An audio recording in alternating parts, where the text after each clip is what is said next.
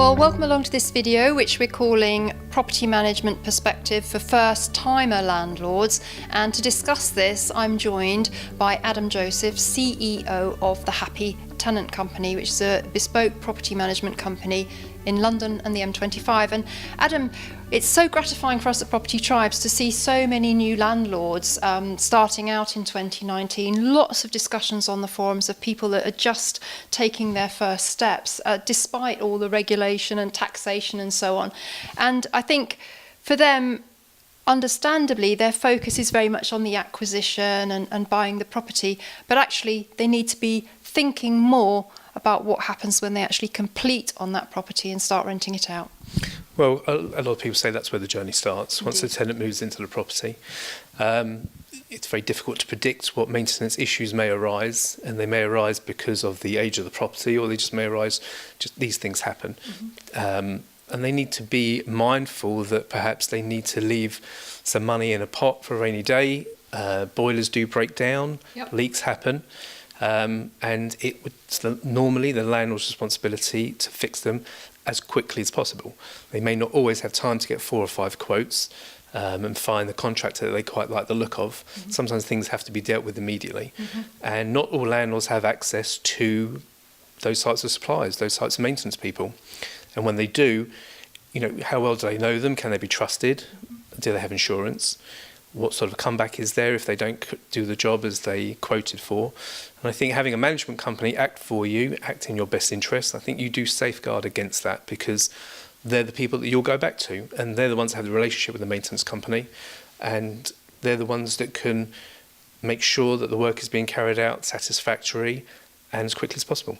Well, you've made some very valid points there, and I think, you know, in this day and age when there's such competition for tenants, that one thing that all landlords can do to encourage tenants to stay longer is to act promptly when there are repair and maintenance issues. Now, in fact, landlords have a legal obligation to act within certain timeframes.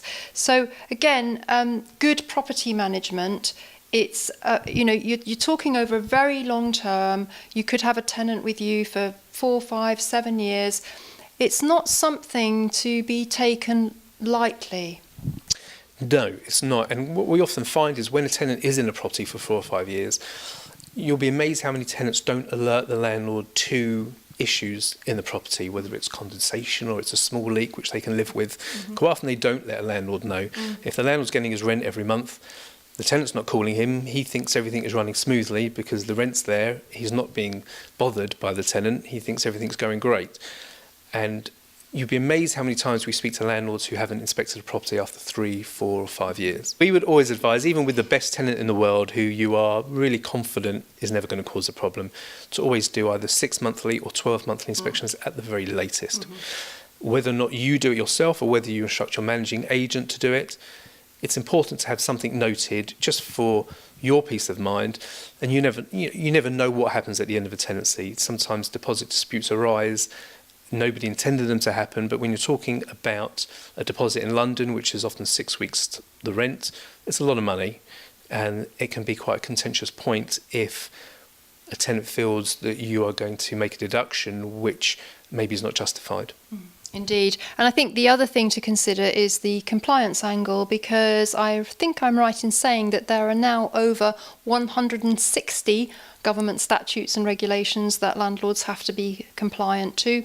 A newcomer landlord may not be aware of all of these obligations. They don't have tenant management skills. They may not have the contacts. So actually starting out with a property management company on their side, holding their hand, even if they intend to self-manage later down the line, it's a very safe way to start getting into the part of the cycle where you're managing the property and the tenancy. Yeah, I absolutely agree. The compliance side is obvious. You know, they need to know what the responsibilities are, but just managing the relationship between a landlord and tenant it's a very difficult thing to manage. It's an emotional issue from the tenant's point of view because it's their home. It's a commercial issue for you, for the landlord, because it's your investment. I would say at the very least they should join one of the governing bodies, whether it's the NLA, which is the National Landlords Association, because they have an advice line, and also they can provide you with the right notices and the right contracts which will help guide you. And indeed, and Property Tribes is partnered with the RLA, but we always say you should join at least 2 landlord associations because you get different flavours. Sure. And they offer different levels of service for different things. I think that's absolutely vital. I'm always encouraging landlords, even newbie landlords starting out, to join a landlord association. I think it's a very positive thing to do. We talked about how good property maintenance can keep tenants happy, make them stay longer. I think the other thing to sort of say about property management is that if you maintain your property, you're maintaining the asset value, and also you're obviously going to achieve the highest possible rents. So when, actually landlords shouldn't feel bad when they get a maintenance thing come in. They've got responsibilities, they've got to maintain the property, and a lot of it's tax deductible. Yes, and I think it's important for them to know, or to be confident about the company that they're paying, the maintenance company they're using, and have as much information as possible so they know whether it's just wear and tear on a property, or maybe a tenant has misplaced something or broken something. I think it's important for them to have this information. And if they're using a managing agent, I think it's important for them to have as much transparency as they can, especially on the invoicing side, because I think, those maintenance bills can stack up. And one way of keeping them down is by having transparency so they understand what they're paying for. And I think it's also worth landlords asking their managing agents whether or not they're taking any commissions from their maintenance companies. This does seem to be quite standard, especially in London. I'm not judging it one way or the other, but I think a landlord has a right to know whether they're paying a premium on top of that invoice, which is going to the agent and is not actually benefiting them. Indeed. And I guess just to wind this up, Adam, what sort of advice would you give to a newcomer landlord about choosing a property management company? What sort of things should they be looking for, such as membership of a trade association, that kind of thing? Well, the first thing, yes, I would make sure they're regulated. That's 100%. They've got to be regulated. Make sure they have client money protection in place. And I think if I was a landlord instructing a managing agent, I'd want to know that there is a human that I can speak to. There's a lot of these prop tech companies which are coming out, and they are all offering property management of one sort or another. But I think what people find on closer inspection is that there isn't anybody there to talk to. There are technicians and certainly IT consultants, and the software looks very impressive, but managing property, as I've said, is an emotional issue, and sometimes you just need a human being to manage that relationship and manage those discussions in the most fair and transparent way. Well, I absolutely love that you have ended on the topic of the importance of people in property, because property is a people business.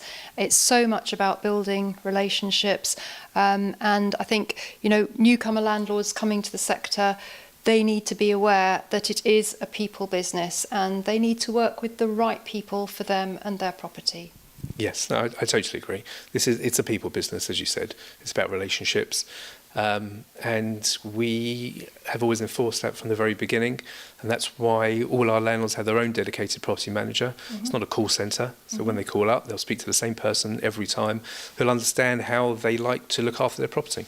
Fantastic. Well, I think it's been a really interesting discussion, Adam. Thank you for joining me. And do check through the discussions in the property management category, because we're going to be adding more content over the coming weeks and months. And also, of course, if you've got a question about property management, then please start a new thread. And finally, if you're watching this on YouTube, thanks very much for watching, but please do pop along to propertytribes.com. That is where our discussions are hosted. And indeed, if you've got any questions for Adam on property management, you can post your question on Property Tribes.